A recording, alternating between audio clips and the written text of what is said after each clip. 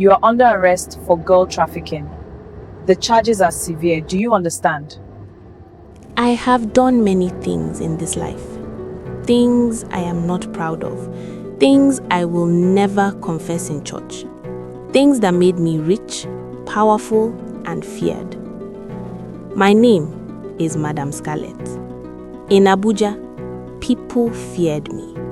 Not because I was loud, but because when I entered a room, doors opened and mouths shut. I made my money in the dark. I ruined lives and slept peacefully at night. But there is one night I will never forget. The night I stopped my car for a girl on a lonely road. I thought she was desperate. I thought she was easy prey. I did not know that by opening my car door, I had opened something far older than me and far more dangerous than anything I had ever controlled. I owned Madam Scarlet's Palace, a 3-story event and hospitality complex in Maitama, one of the most expensive addresses in the Federal Capital Territory. On the surface, it was everything a successful woman could dream of. A grand event hall on the ground floor that hosted weddings, political fundraisers, and corporate dinners for some of the most powerful people in Nigeria. A private lounge on the second floor where government officials and oil contractors came to relax, to drink, to forget the weight of their positions. A premium accommodation wing on the third floor for guests who required discretion. That was the version of Madam Scarlet that attended church on the first Sunday of every month, that donated to the Widows' Fund at the parish, that smiled in photographs beside senators and commissioners and foreign diplomats. The real version of Madam Scarlet operated from a place those photographs never showed. I had a network, quiet, efficient, and deeply rooted in the places where poverty grows tallest. I had contacts in Kogi State. I had contacts in Nasarawa. I had a woman in Benue, a harmless-looking middle-aged woman named Mama Risi, who ran a provision store near a motor park, and who sent me information whenever she found something worth sending. Young women looking for a way out, girls whose school fees had not been paid in 2 years, girls running from uncles who had decided that their bodies were fair compensation for food and shelter, girls standing at crossroads, literally, and in every other sense, waiting for someone to point them in a direction. I was always happy to point. Come to Abuja, I would tell them through Mama Risi or through one of my 3 personal scouts. There is a position in a respectable establishment, hospitality work, good pay, your family will be proud. They always came. Not one girl I ever targeted hesitated for more than a day. That was the thing about genuine desperation. It did not negotiate for long. It just moved. And once a girl moved in my direction, she did not stop moving until she arrived exactly where I needed her to be. Now, the girl. It was a Wednesday, like I said. The harmattan had been blowing for 3 days, and the sky over Abuja had that dry, hazy look that turns the city's sharp skyline into something soft and almost ghostly. I was in the back of my Mercedes, returning from a meeting in Karu, where I had been discussing logistics with a new transporter, a man named Chidi who drove long-distance trailers and asked no questions as long as the envelope was thick enough. The meeting had gone well. I was in a good mood. My driver, Emmanuel, was navigating the road back toward the city when I noticed her. She was walking on the side of the road, close to the edge where the tarmac crumbled into red laterite earth. A young woman, no shoes on her feet. Her dress was a simple cotton print in faded blue, the kind you find on market tables for 200 naira. She had nothing with her. No bag, no phone in her hand, no companion. Just herself and the empty road and the harmattan wind pulling at the hem of her dress. "Emmanuel," I said, "slow down." He eased off the accelerator without asking why. He knew me well enough to never ask why. I leaned forward and studied her carefully as we pulled alongside her. Village dress, no belongings, wrong side of the city, walking with no particular urgency despite the fact that the sun was dropping fast, and this was not the kind of road a young woman wanted to be on alone after dark. Everything about her situation said the same thing to me. Available. "Where are you going?" I called out through my roll-down window. She stopped walking. She turned toward the car slowly, without the flinch or the never stepping back that most girls should when a strange vehicle pulled beside them on a lonely road. She looked at me with a steadiness that I noticed immediately but did not yet understand. Her face was striking, not in the polished highlight and contour way that my Maitama girls were striking. This was something more fundamental, a kind of beauty that looked like it had always existed, like it had not been constructed or cultivated, but simply grown the way a great tree grows, without assistance, without interference, from something deep in the earth. Her skin was a deep, even brown with an almost luminous quality to it that the fading afternoon light caught in a way I found myself staring at a bit too long. Her eyes were what held me though, large and very dark, and completely, unnervingly still. She looked at me the way a river looks at the stone it has been flowing around for 100 years. "I am looking for work," she said. Her voice was quiet and musical, carrying the soft, rounded vowels of someone raised far from the city. Benue, I guessed immediately, or somewhere near it. The accent had that gentle, unhurried quality I had heard many times before from girls Mama Risi had pointed in my direction. I smiled, my warmest smile, the one I had spent 20 years perfecting in the mirror until it looked completely genuine. "You are in luck today," I said. "Get in." She looked at the car for one quiet moment. Then she opened the door and sat down beside me without a word. That was how it began. Emmanuel drove us toward Maitama, and I watched her from the corner of my eye the whole way.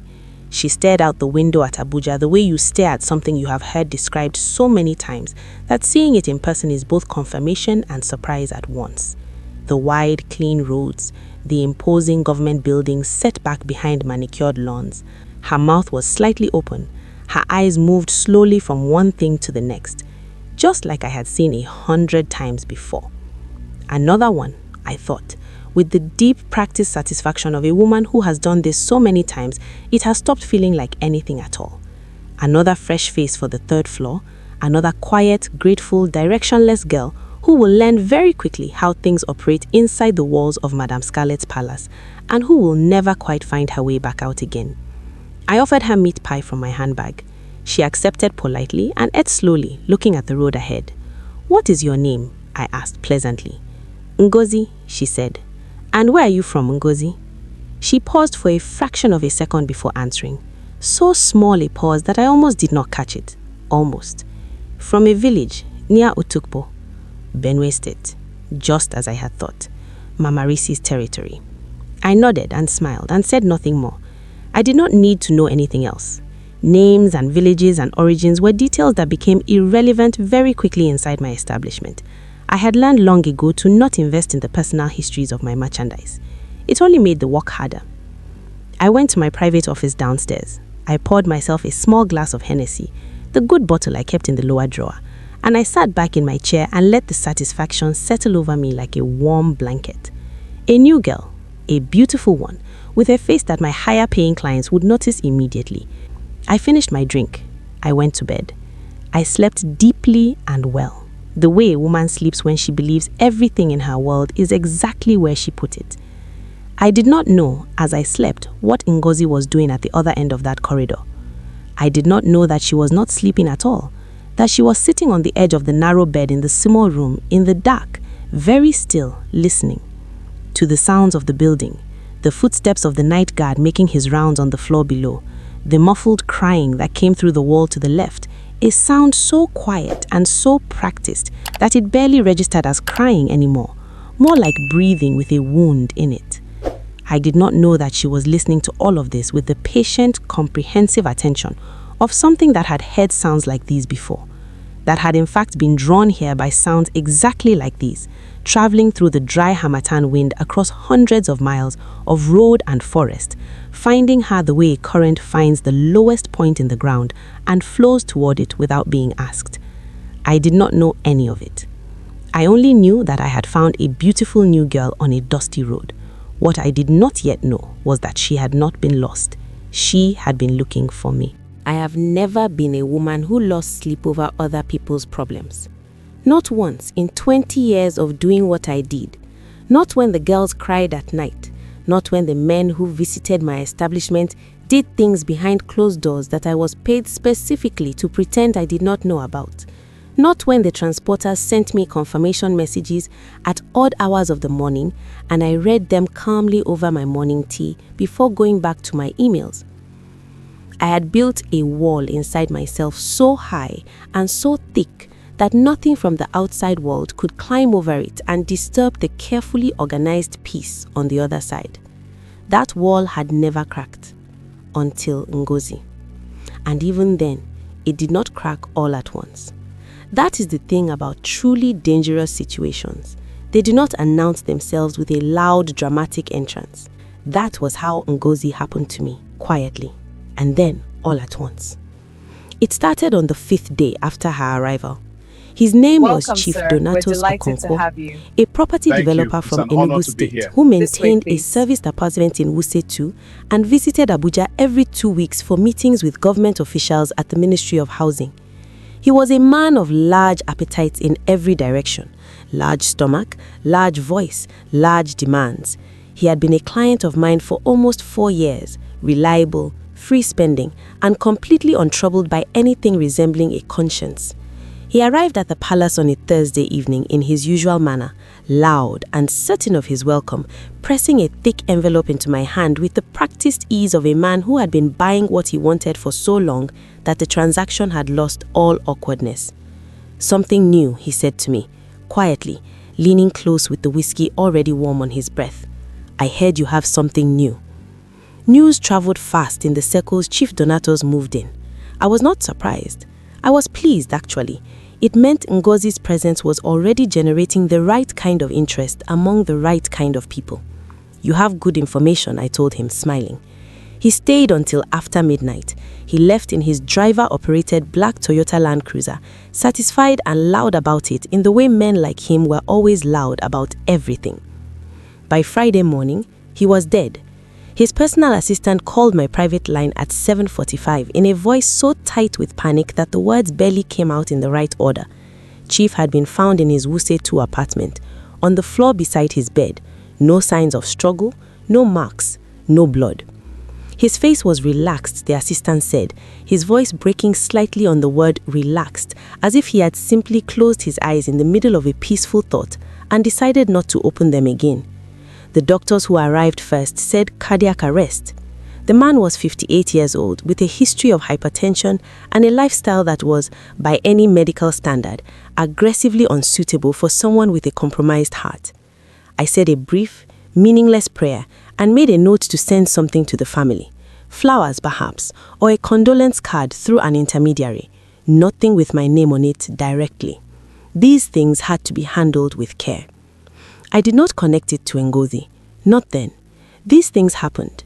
Wealthy men in this country carried the weight of their excesses in their arteries and their blood pressure readings, and sometimes the body simply decided, without warning and without negotiation, that it had carried enough. It was sad. It was also not my business. I moved on. The second man was Barrister Emeka Nwachukwu, a senior partner at a law firm in Central Business District. Trim, careful, quietly powerful in the way that lawyers who know where the important bodies are buried tend to be powerful. He had been referred to me by a mutual acquaintance whose name I will not include in this confession, and he had visited the palace twice before with no incident. On the second Tuesday after Ngozi's arrival, he spent the evening on the 3rd floor and left just before 1 in the morning, straightening his tie in the lobby mirror with the composed, unhurried manner of a man who had simply attended a very private meeting. By Wednesday afternoon, his junior associate was making phone calls that nobody at his firm could explain. By Wednesday evening, Barrister Nwachukwu was in the University of Abuja Teaching Hospital. By Thursday morning, he was in the morgue. Brain hemorrhage, the doctor said, sudden and catastrophic, and offering no explanation that his family, who insisted he never complained of headaches, could accept. I sat in my office on Thursday afternoon and held very still for a long moment. 2 men, 2 weeks, both healthy enough to conduct their usual affairs, both dead within hours of visiting my establishment, both after spending time with Ngozi. I turned away from the window. I sat back down. I picked up the attendance register that my manager Kingsley maintained for the private third-floor appointment and opened it to the current week and ran my finger down the column slowly, reading each name and the corresponding date and the name of the girl assigned. Ngozi, Ngozi, Ngozi. 3 entries, 3 deaths. My finger stopped moving on the page. Kingsley, I called. He appeared in the doorway immediately. Kingsley had been with me for 6 years. He was a thin, precise man with close-cropped hair and wire-rimmed glasses, and the kind of face that never gave anything away. He was loyal in the way that people who are paid exceptionally well for their silence tend to be loyal. Madam, close the door, I said. He closed it. The 3 clients we lost this week, I said, keeping my voice even and businesslike. Pull the third-floor logs, every appointment for the past 2 weeks, every name, every assigned girl. Bring it to me. He looked at me for just a fraction of a second with something flickering behind those careful eyes. All of them, madam. Every single one, I said. Now, please. He left.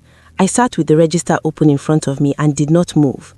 I was thinking, sorting, building and dismantling possible explanations the way a person sorts through debris after a flood, looking for something that holds its shape. There were explanations. There were always explanations. Kingsley returned in 8 minutes. He placed the printed log on my desk without a word. He stood on the other side of the desk and watched me as I read it. I felt his eyes on me, the way you feel the presence of someone who already knows what you are about to discover and has been quietly dreading this moment for days. I looked at the page. 14 appointments, over 2 weeks, 11 different girls, 3 deaths, 3 appointments, 1 name in the assigned column beside all 3. Ngozi. Every single time. I looked up from the page slowly. Kingsley was looking at a point slightly above my head, not at me, the way people look at nothing when they are working very hard to control their expression. Has anyone noticed this? I asked. The girls talk, he said quietly, among themselves, at night. What are they saying? He hesitated. Just a half second. They are saying she is not normal, madam. I held his gaze for a moment and then I said, thank you, that will be all. He left quickly, gratefully. I sat alone with the log in front of me and the Abuja evening settling outside my window, the city lights beginning to appear one by one in the dusty dusk, and I thought about what I had read and what it meant and what precisely I was going to do about it. That evening, I watched Ngozi. Not obviously, not in a way she would notice. I positioned myself at the far end of the second-floor corridor after dinner and observed her through the gap in the doorway of an empty room as she moved through the common area. She was sitting with 2 of the other girls near the window. Sandra was one of them. They were not speaking much.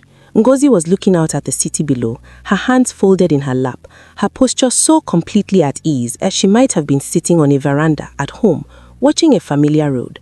Sandra was watching Ngozi, and the expression on Sandra's face was the most unsettling thing I had seen in that building in 6 years. It was not fear exactly. It was something adjacent to fear. The expression of someone who has noticed something that their brain recognizes as significant but cannot yet explain. I withdrew from the doorway before any of them noticed me.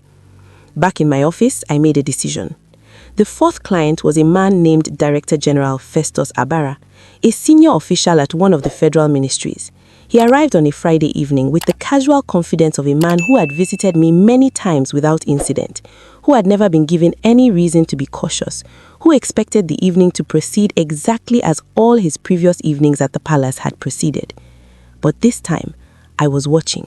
I had arranged it quietly with the head of my security detail, a former mobile police officer named Bature, whose loyalty was absolute, because I knew things about him that would end his marriage, his career, and his freedom in that order. I told Bature to position himself near the fire exit at the end of the 3rd-floor corridor, to watch, to see nothing, to come to me the moment the Director General's guest left the room. Bature was at my office door at 12 minutes past 2 in the morning. His face, when I opened the door and looked at him, was the color of a man who has just experienced something that his 20 years of police training had left him completely unequipped for. "She came out, madam," he said. His voice was not quite steady. "And the Director General?" Bature looked at me. He opened his mouth, closed it, opened it again. I knocked on the door after she passed, he said. No answer. I used the spare key. He was on the chair by the window. He stopped. Baturi, I said sharply.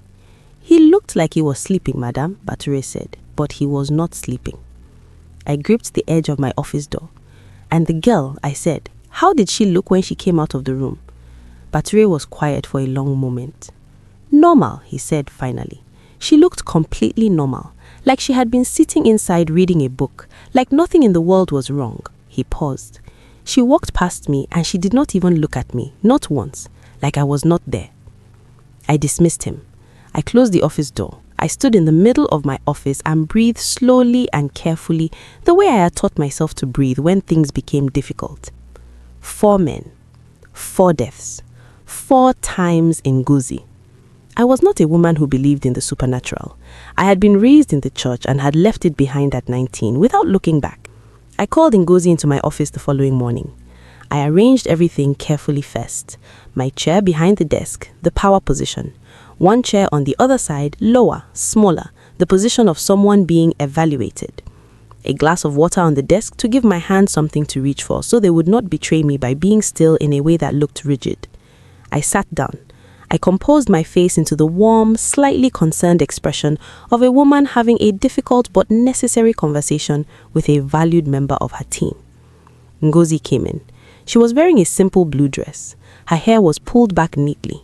She sat down in the chair across from me with her hands resting in her lap and looked at me with those large, completely unreadable eyes and waited.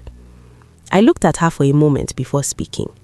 There was something about sitting across from her in the direct, undistracted way of a one-on-one conversation that was different from observing her from a corridor doorway. I cleared my throat. My dear, I said, warmly, carefully, I have noticed something concerning. 4 of my most important clients have passed away recently. All of them had appointments here at the palace. All of them spent time with you. I paused to watch her face.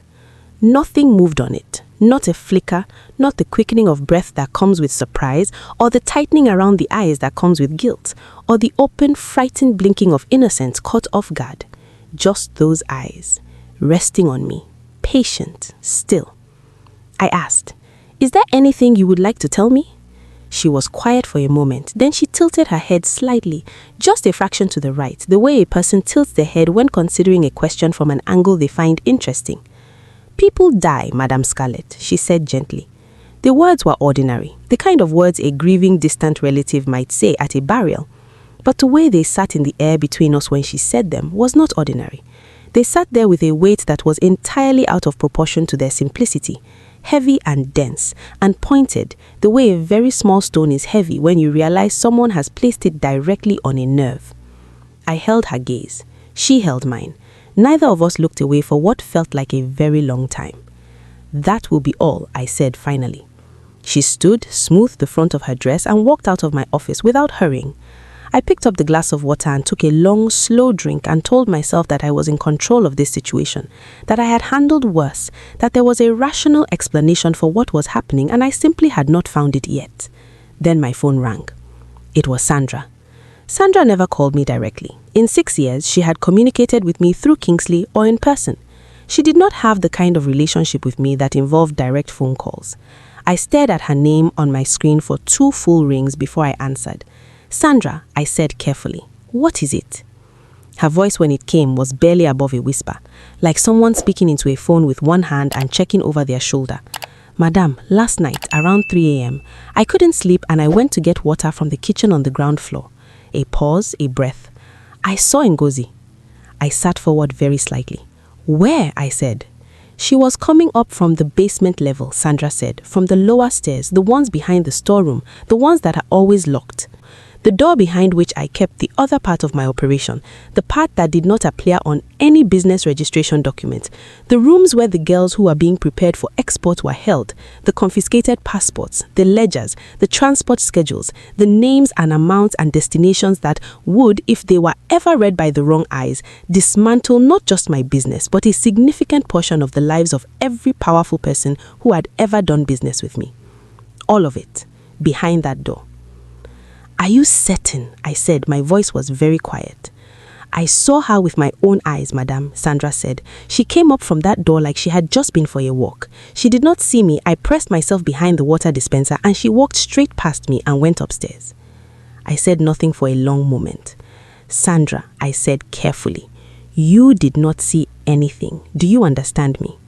A pause. Yes, madam, Sandra said in a voice that told me she understood perfectly and that the understanding brought her no comfort whatsoever. I hung up. I sat in my chair and did not move for a long time.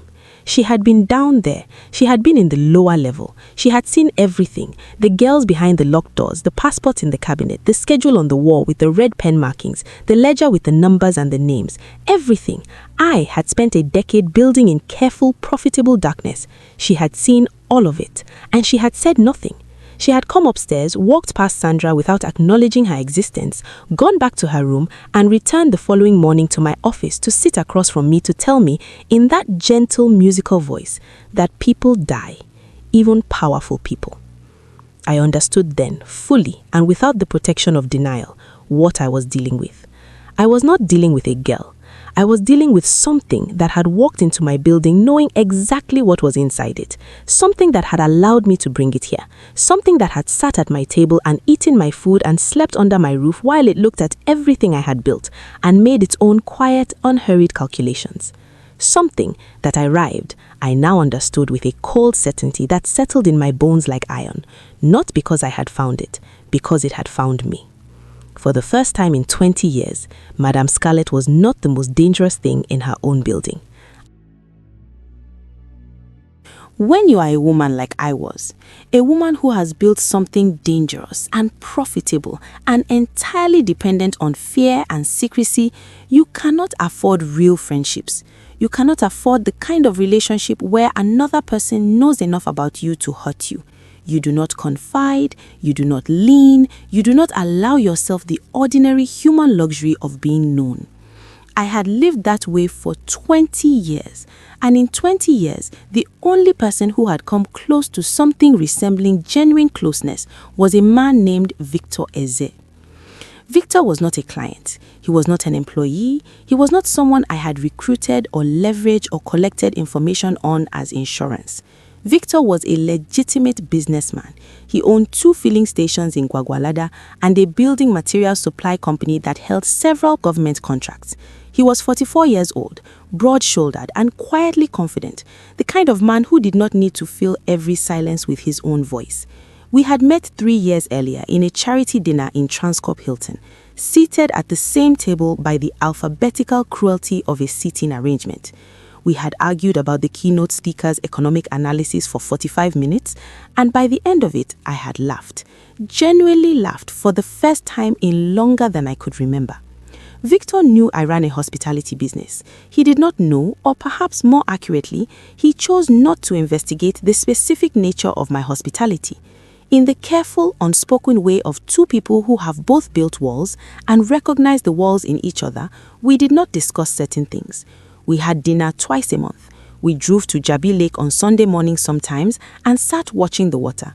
He sent me messages when he read something in the news that reminded him of a conversation we had once had. I read those messages in my office between phone calls about passports and transport schedules, and I felt, briefly and privately, like a different version of myself was possible. I had never allowed that feeling to go anywhere. But the week that Ngozi arrived in my building, the week the first man died, and then the second, and then the third, and then the fourth, was the same week that Victor called me and said something that broke through every wall I had spent 20 years constructing. Scarlet, he said, his voice carrying that particular quiet weight it only carried when he was being completely serious.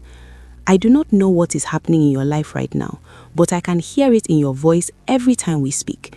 Something is wrong, and I want you to know that whatever it is, you do not have to carry it alone. I was standing at my office window when he said it. I almost told him everything. I want you to understand how close I came, how the words rose up in my chest and reached my throat and sat there, pressing against the back of my teeth, needing only the smallest surrender to pour out. 20 years of secrets and silence and a loneliness so deep and so old that I had stopped recognizing it as loneliness and started experiencing it simply as the texture of my existence. All of it right there on the edge of release. I swallowed it back down. I am fine, I told him. Business pressures, nothing I cannot manage. A pause on the line, long enough to tell me he did not believe me. All right, he said quietly, I am here.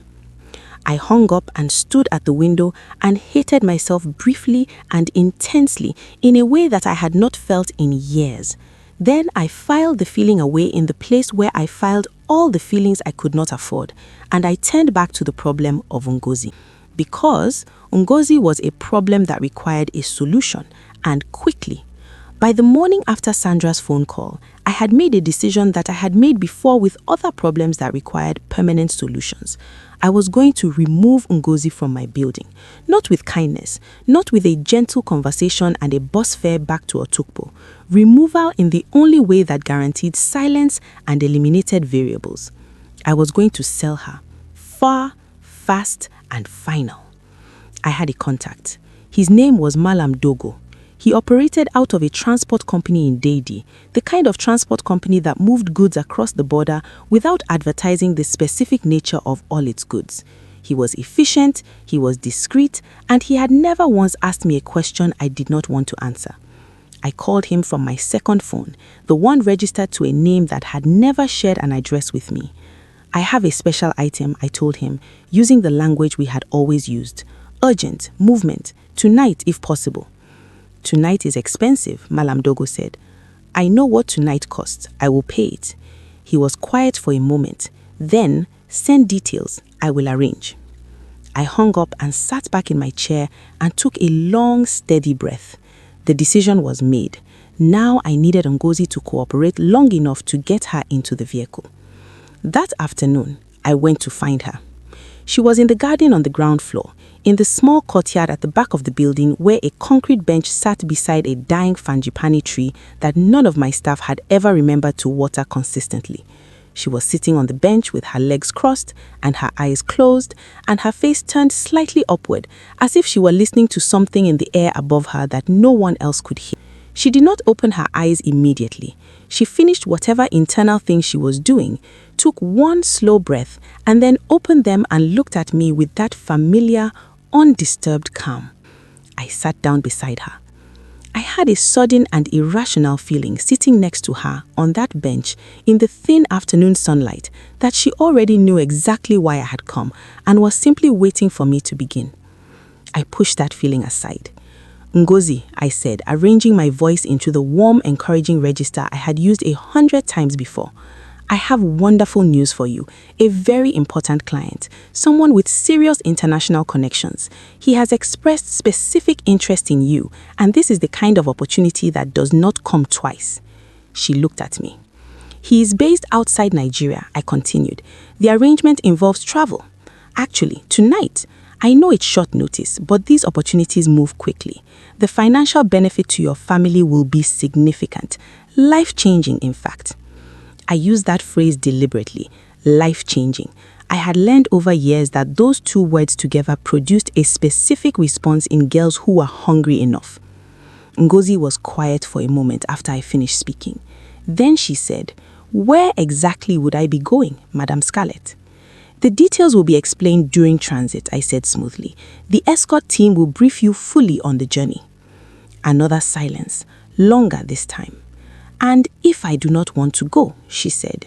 My jaw tightened very slightly. I controlled it before it showed. "My dear," I said, and now my voice carried just the faintest underlying note of the other register. She looked at me for a long, quiet moment.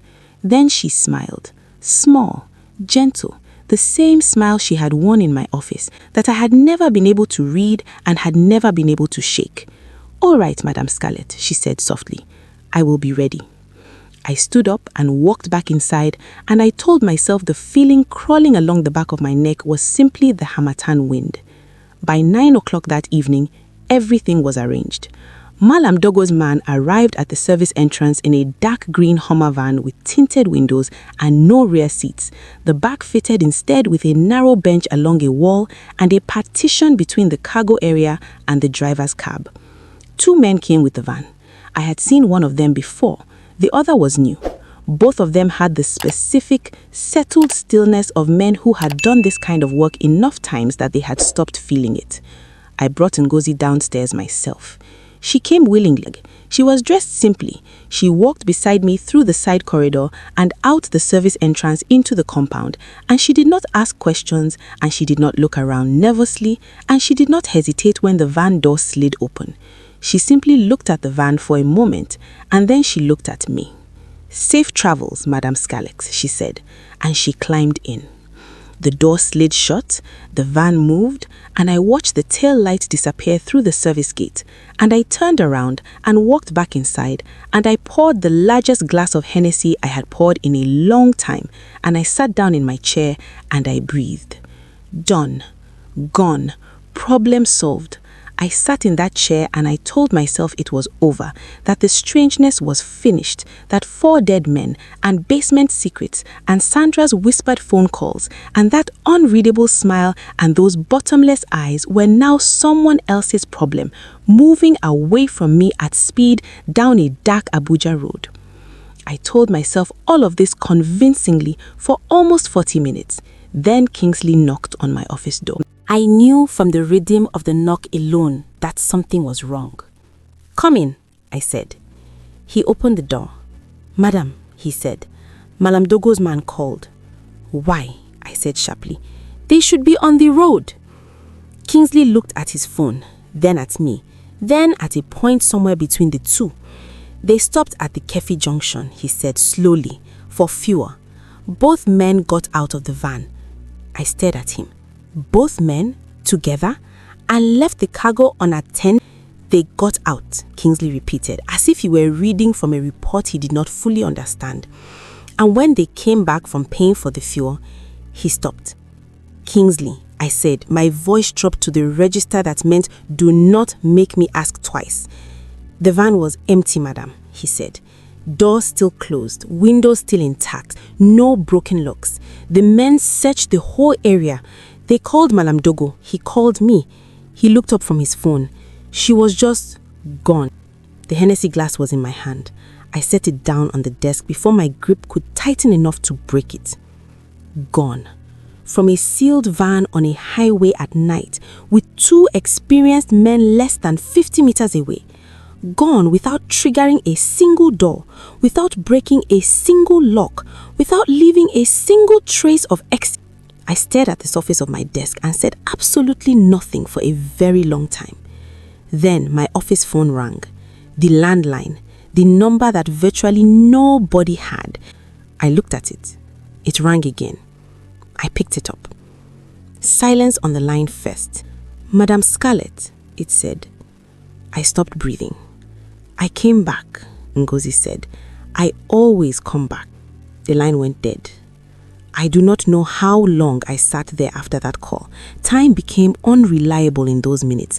The walls of my office felt closer than they had before. The air felt different. I was still sitting in that chair, very still, very quiet, when my office door opened. Not with a knock, just opened. I looked up. Sandra stood in the doorway. In 6 years, Sandra had never opened my office door without a knock. The Sandra standing in my doorway now was a different version of the Sandra I knew. Her eyes were red. Not the red of recent crying, but the red of someone who had been holding back tears for so long that the effort had become physical. Her hands were at her sides, but they were not still. Her whole posture was different, straighter, and something in her face was different too. The careful deference was gone. "Sandra," I said slowly, "what are you doing?" She looked at me for a long moment, and when she spoke, her voice was steady in a way that I had never heard it be steady before. "I cannot do this anymore, madam," she said. I kept my face very still. "Sandra, sit down. We can talk about whatever is troubling you and—" "I am not sitting down," she said. The room went very quiet. I looked at her carefully. Something had changed in Sandra, something fundamental and irreversible. I had seen this change happen to girls before, the moment where the calculation shifted and the cost of staying became higher than the terror of leaving, and I had always been able to contain it, always been able to find the right combination of threat and promise that reset the balance. But Sandra's eyes told me that the calculation had already been made and completed and acted upon. "What have you done?" I said, very quietly. Her chin lifted slightly. "I called someone," she said. "Who?" I said, not a question, a command. "A journalist," Sandra said. "His name is Kunle Adeyemi. He writes for an online newspaper. I gave him everything. The names, the rooms downstairs, the passports, the schedule I photographed 2 months ago when you sent me to the basement for the extra chairs and you forgot that I had my phone." She paused. "And the 4 men who died, and Ngozi. You have no idea what you have done," I said. My voice was shaking now. I could hear it shaking and I could not stop it. "Sandra, listen to me very carefully.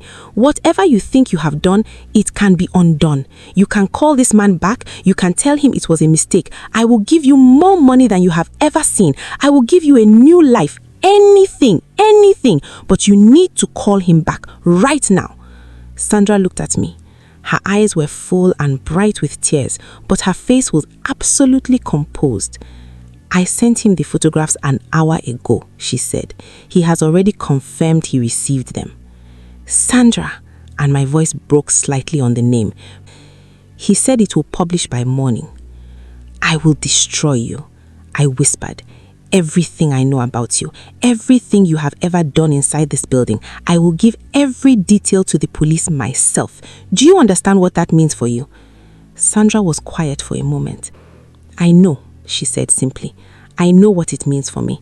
I made peace with it." She looked at me and her eyes were grieving and certain at the same time. "But those girls downstairs have been there for 2 years, madam. 2 of them are not yet 18. And I have been walking past that basement door every day for 6 years, knowing they were in there and saying nothing." She swallowed. "Ngozi saw them. She looked at me 2 days ago and she did not say a word to me, but she looked at me and I understood what the look meant. It meant I had a choice to make and I had to make it before she made it for me." The silence that followed those words was unlike any silence I had ever sat in. I looked at Sandra. I looked at the woman who had been in my building for 6 years. I had never once looked at her and seen her as a person rather than a component. Ngozi looked at her, and it had changed everything. My phone rang, my main phone, Kingsley's name on the screen. I answered it on reflex. "Madam," his voice was very tight. "There are people at the gate, journalists, 2 vehicles. They are saying they have information and they want a statement and what?" I said. "And 2 of the girls, madam, Amaka and Joy, they are also at the gate from the inside. They are trying to open the gate themselves. They are screaming." The walls of my office pressed inward by another inch. "Battery?" I shouted. Then I stopped because I remembered that I had sent Battery home 2 hours ago because I had wanted fewer witnesses in the building for the van arrangement. I was shaking properly now, head to toe, the kind of shaking that comes when the body understands what the mind is still refusing to fully accept, that the thing you have built for 20 years is not cracking. It has already cracked.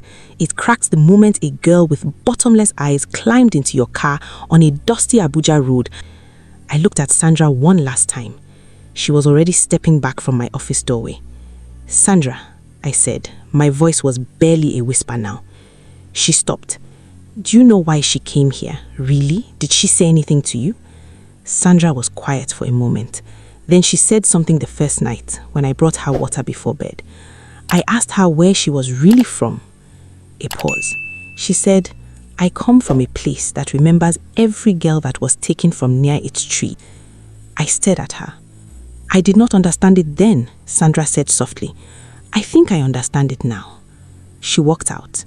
Downstairs, I could hear voices rising, multiplying, the sound of the gate finally giving way, the sound of girls who had been silent for years, suddenly finding from somewhere deep, old and unkillable inside them, the volume they had been denied. I stood in the middle of my office. and I looked around at everything in it. The desk, the locked drawers, the good bottle of Hennessy with 2 fingers left in it, the framed photograph on the wall of me shaking hands with a commissioner at a charity function. I thought about Victor. I thought about him with a sharpness and a sadness that surprised me, even then, even in the middle of everything collapsing. I thought about Sunday mornings at Jabi Lake. I thought about the way he said, "I am here," on the phone, and meant it in the simple, solid, uncomplicated way that I had never once allowed myself to receive. I reached for my phone. I found his name. My thumb hovered over it. Then I put the phone down. Some debts cannot be paid with a phone call. Some endings cannot be softened with a last conversation. Some things you have done make you unworthy of the kindness available to you. And the only honest response is to stand in the ruins of what you built and not ask the good people in your life to stand there with you.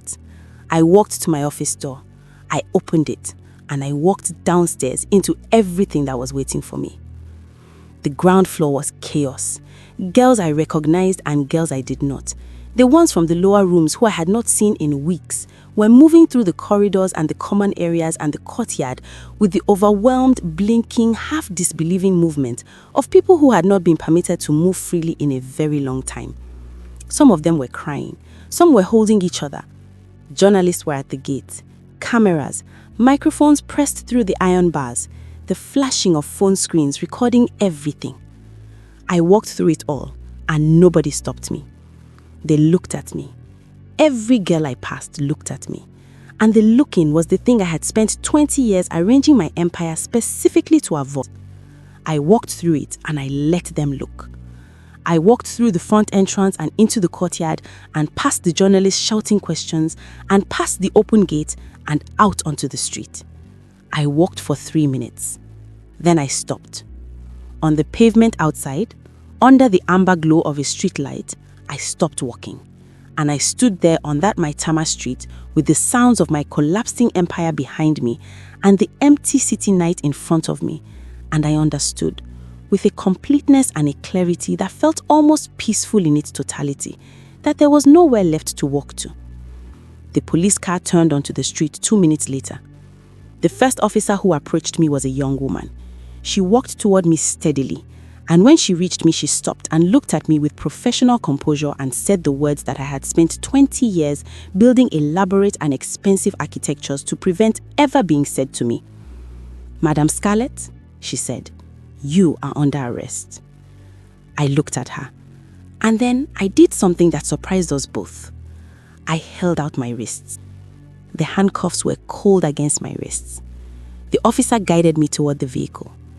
As I ducked to enter the car, I looked back once, back at the palace, and as we drove away, I turned in the back seat and kept my eyes on her through the rear window, watching her figure grow smaller in the distance there, growing smaller until the car turned a corner and the palace and the gate and the girl with the bottomless eyes all vanished from my sight.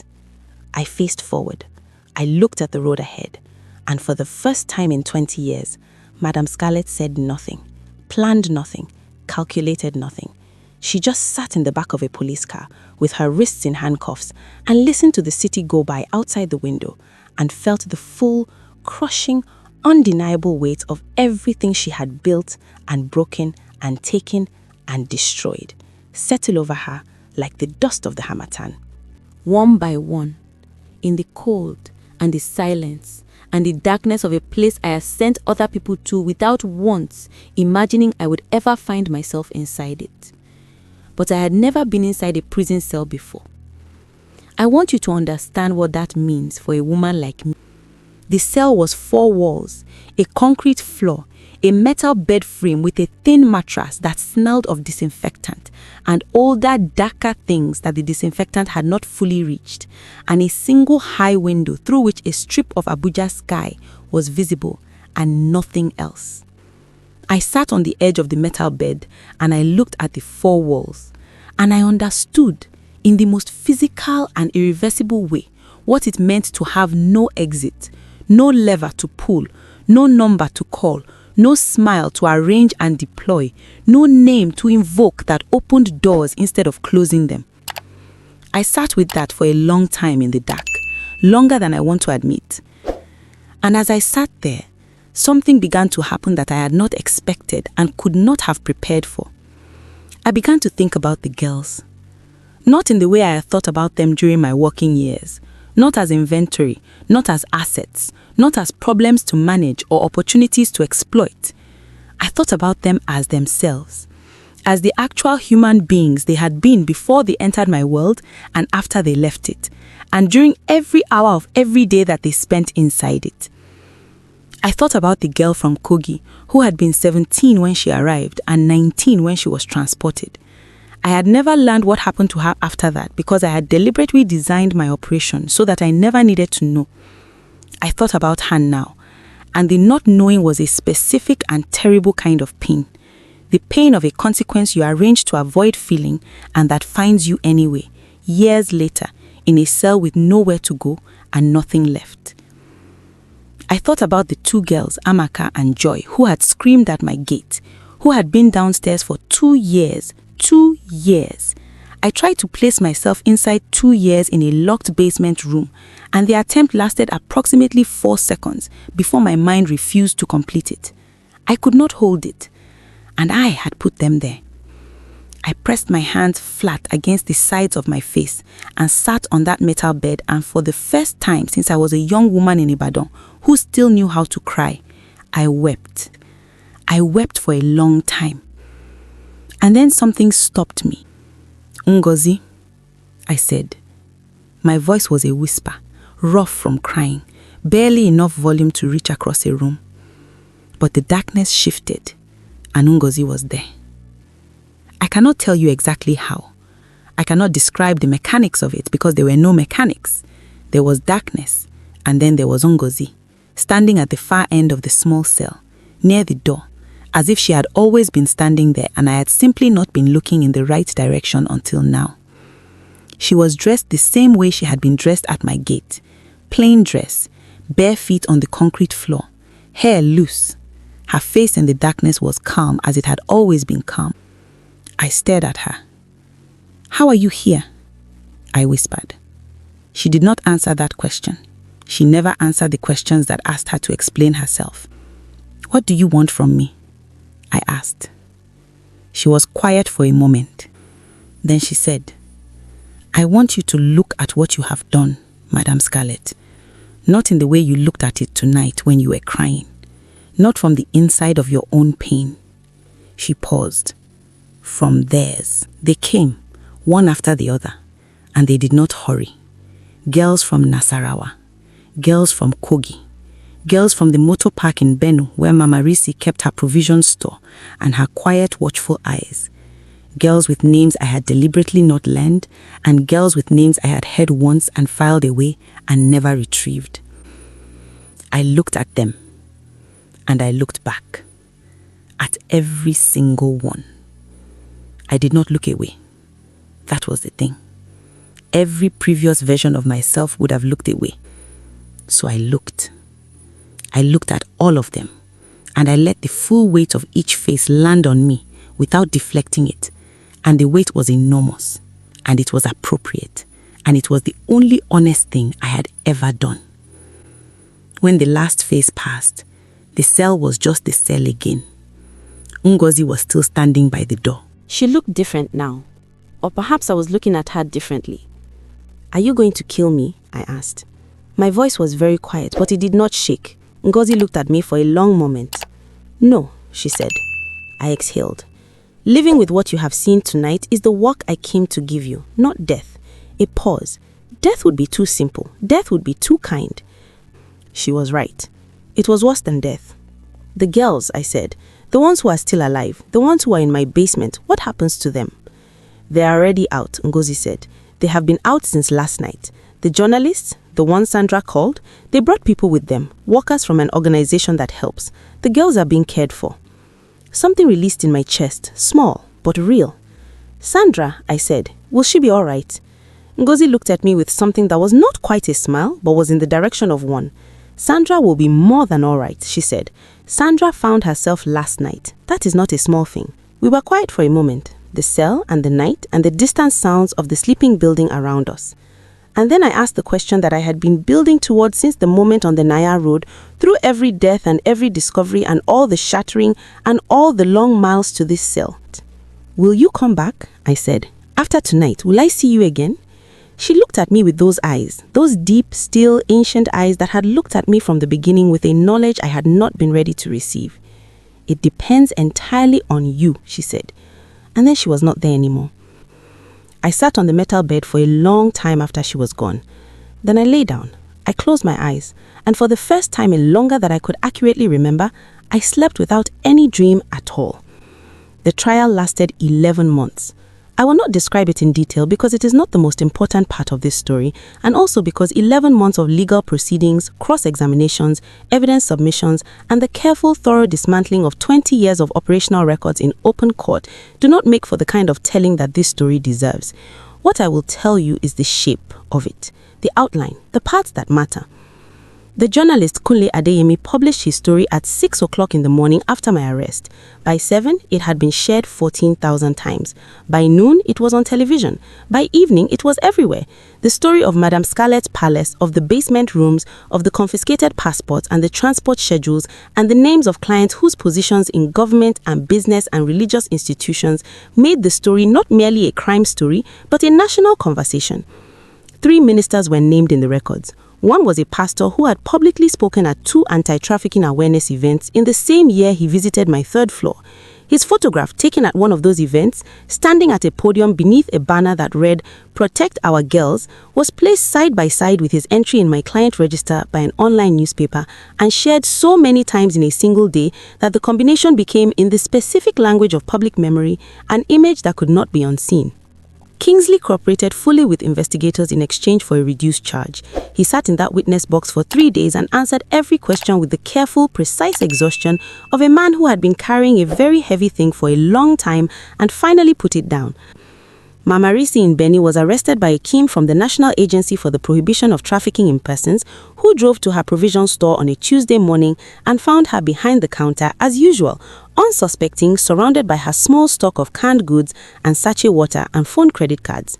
And her arrest made me feel a specific sadness that I could not dismiss by reminding myself of what she had done, because the sadness was precisely for what she had done and for the long, ordinary way evil so often dresses itself in familiar and unremarkable clothing. Victor called me once 2 months after the arrest when calls were permitted on a supervised phone in a monitored room. I had not expected to hear from him. I had assumed and accepted that the revelation of what I was and what I had built would have closed that door with a finality that required no further communication. He called anyway. I picked up the phone and said his name, and there was a silence on the line. Not a cold silence, a full one, the kind of silence that exists between 2 people who know each other well enough to communicate in it. "I read everything," he said eventually. "I know," I said. "I'm not calling because I'm all right with it. I am not. I may never be all right with it." "I know that too." Another silence. "I'm calling because you held out your wrist." His voice was very quiet, careful, like a person picking their way across unsteady ground. "You could have run. You had enough time. You had enough resources. You always had enough resources. But you stood there and you held out your wrists." A pause. "I needed to tell you that I saw that it mattered." I pressed my free hand flat against the wall beside the phone and looked at the institutional paint and breathed. "Victor," I said, "you do not have to say anything." "I know," I said, "but I want to. I want to tell you that I am sorry, not for what it cost me, for what it cost all the people it cost that were not me. I want you to know that I understand the difference between those 2 things now. I did not always." He was quiet. "I know," he said finally. We did not say anything else for a moment. Then he said, "I will not visit. I think that would not be right for either of us for now, but I will not disappear. I do not disappear from people." "You should," I said. "You should disappear from me." "Probably," he agreed, "but I won't." The line supervisor called time. I said goodbye and hung up and sat with the residue of that conversation for the rest of the day. Victor saw me clearly, and he stayed. I thought about that often in the months that followed. In the cell, I was convicted on 6 counts. The sentence was significant when the judge read it, and I sat in that dock and heard it and understood that it was real and final and mine. I did not feel the thing I had expected to feel. What I felt was something much quieter and much harder to name.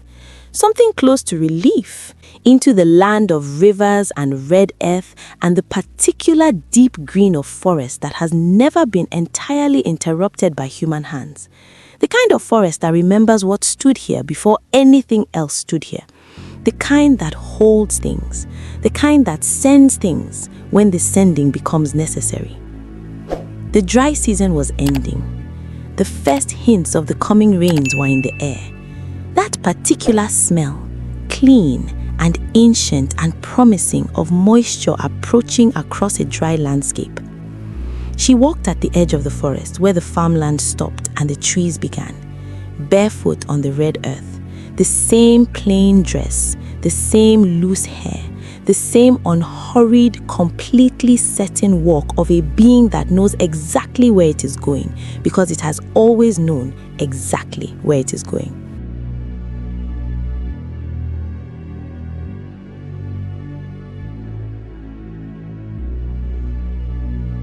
Thank you for watching. There's a world of stories awaiting to be told. Subscribe to our channel Mumxy and tell us where you're watching from. Like this video, share it with your friends, and let's dive into the mysteries of Africa.